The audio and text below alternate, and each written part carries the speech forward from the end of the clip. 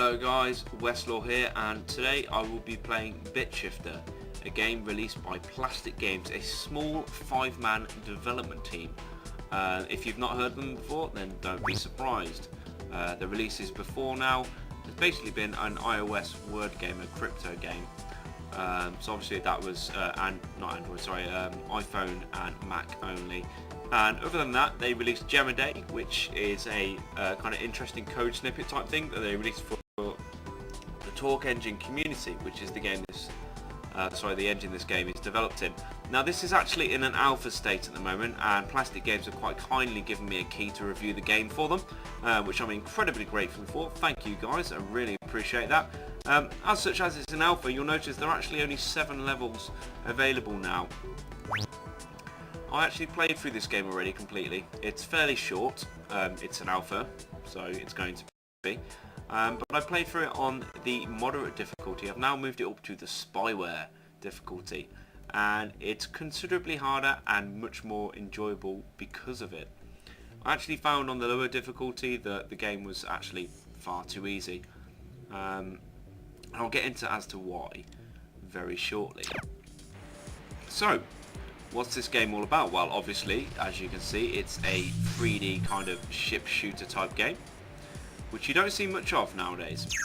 It's mostly a dead genre, to be honest. You don't see many releases in this genre at all. So that's interesting all by itself. What's the idea of the game? Well, you're placed on maps, a lot like this one, funnily enough, because this is the map that you're placed on. And the idea is that this is a computer world. You'll notice there's cables along the floor. These represent like kind of cables in a computer circuit board. And there's red here, you'll notice here, and this is the virus. And it's your job to remove it completely from the map. Which, you know, sounds fairly basic, fairly simple. But actually, there is a loose state as well. Ow, Tesla, that's not very cool. Can I get through here? Just about. If the virus actually manages to make it to this stream along the middle of the map, the data stream, you instantly lose.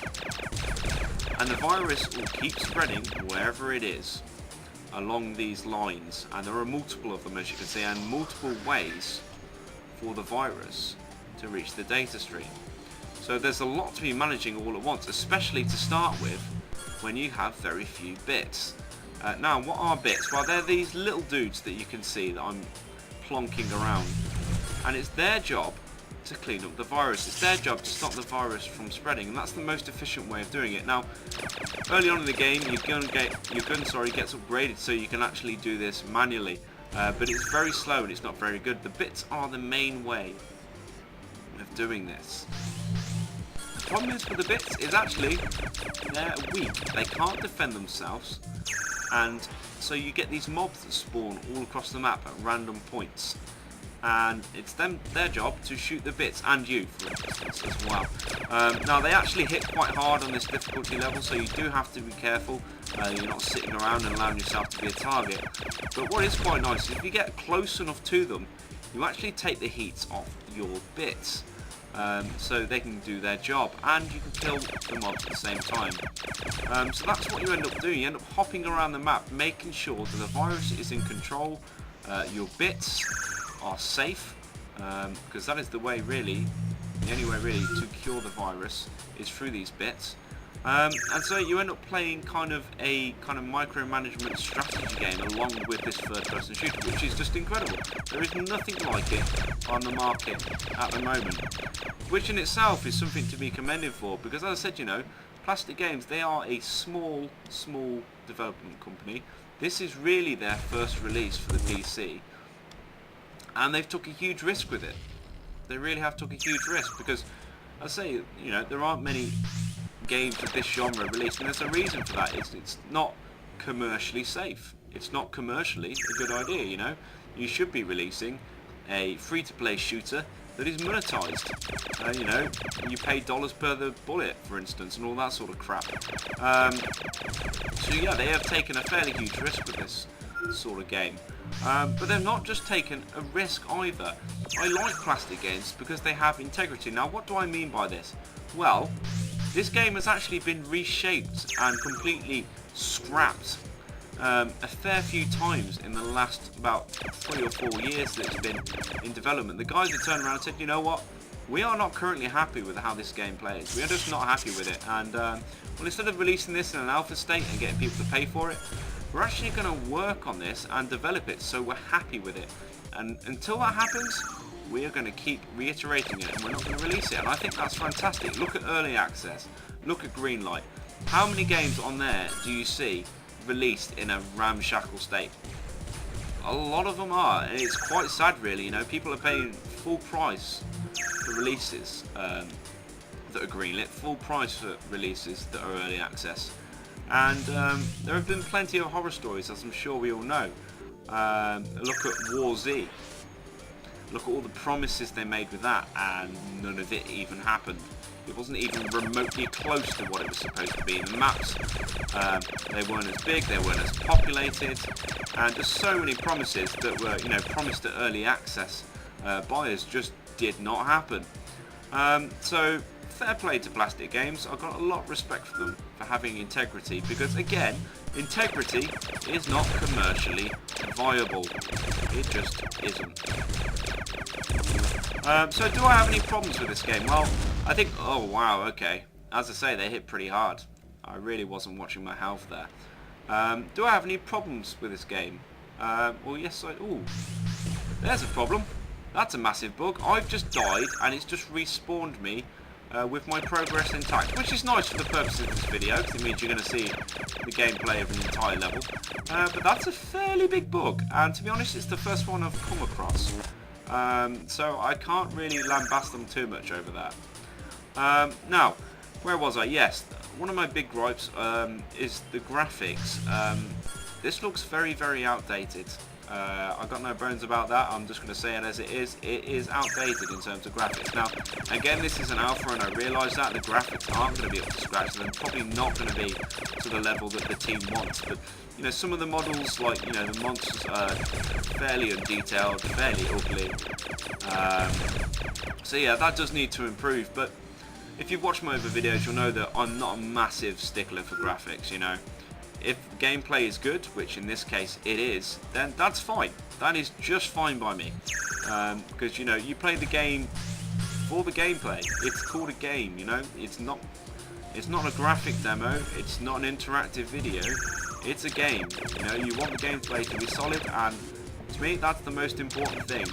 And Plastic Games have obviously focused on that, and they've done a good job, because all the mechanics work together wonderfully. Now, of course, not all the mechanics are currently in place. So, for instance, if you watch the trailer that's available on Dozora, which is actually where this game is currently retailing in its alpha state, you'll notice that actually some levels have portals, so you can actually transfer between different areas of the game at once, and that just adds to the hectic kind of action of the game, where you're constantly trying to manage 3 or 4 things at once. And I think that's absolutely brilliant.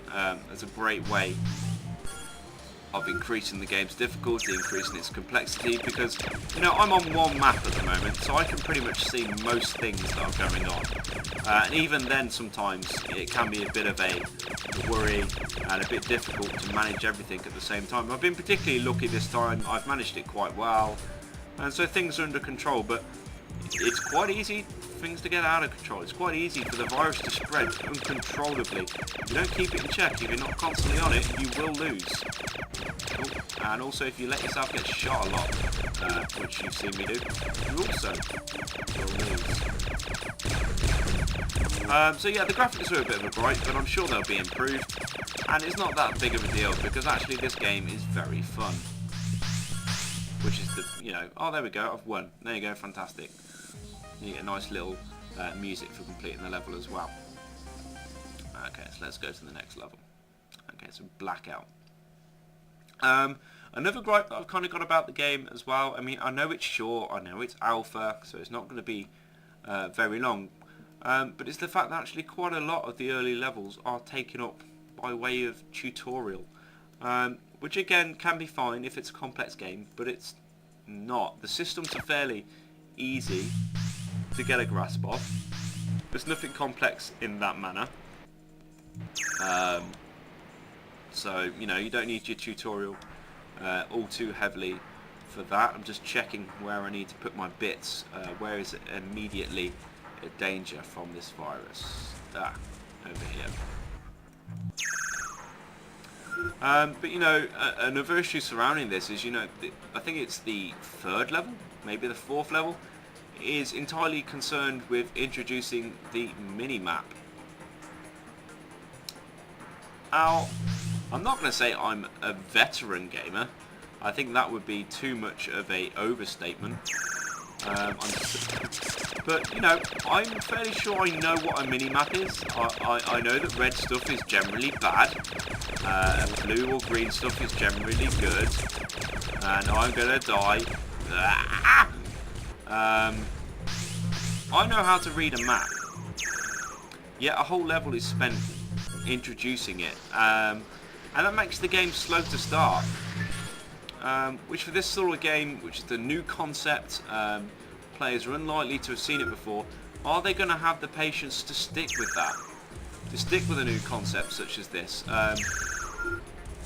Because if it's starting slow, is this the way the game's going to be? And to be honest, that's kind of what I thought to start with. You know, is this the game? Is this it? When it was so slow, it kind of worried me when I was going to come to do this review. Now, fortunately, and as you can see, it's significantly improved in that respect. And ow, that happened very quickly. And the game is actually very enjoyable and very good. Ooh, maybe that's not a bug. Maybe that's supposed to happen on this difficulty level. Maybe it's supposed to save you progress. As long as the data stream isn't infected, I suppose you're all right. Ow. Okay, where am I going? Over here. Yeah, so, you know, the gameplay has improved. It is a lot faster. There's a lot more to do. But it was very worrying to start with, because I didn't know whether that was going to be the case or not. So is this game worth a buy? Yes. In alpha state, it's a fantastic example of how to do it.